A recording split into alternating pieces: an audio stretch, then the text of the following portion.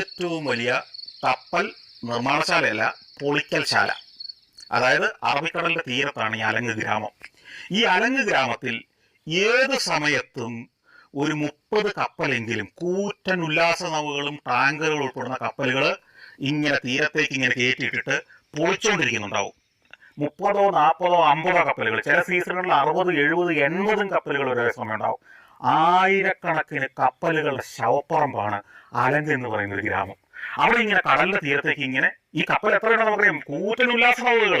അതിന്റെ കാലം കഴിയുമ്പോഴേക്കും അവർ ലേലം ചെയ്ത് ടെൻഡർ ചെയ്ത് വിൽക്കും.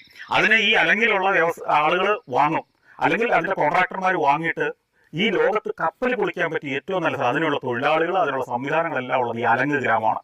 ഈ കപ്പലിനെ ഓടിച്ചിങ്ങോട്ട് കൊണ്ടുവരും. ഈ കടലിലൂടെ ഈ ഉല്ലാസ നൗകകൾ, ആയിരക്കണക്കിന് ടൂറിസ്റ്റുകളുമായി ലോകം മുഴുവൻ ചുറ്റിക്കൊണ്ടിരുന്ന ഈ കൂറ്റൻ ഉല്ലാസ നൗകകൾ ഈ അലങ്ങിന്റെ ചെളിതിര നിറഞ്ഞ ഈ തീരത്തേക്ക് കയറി വരും.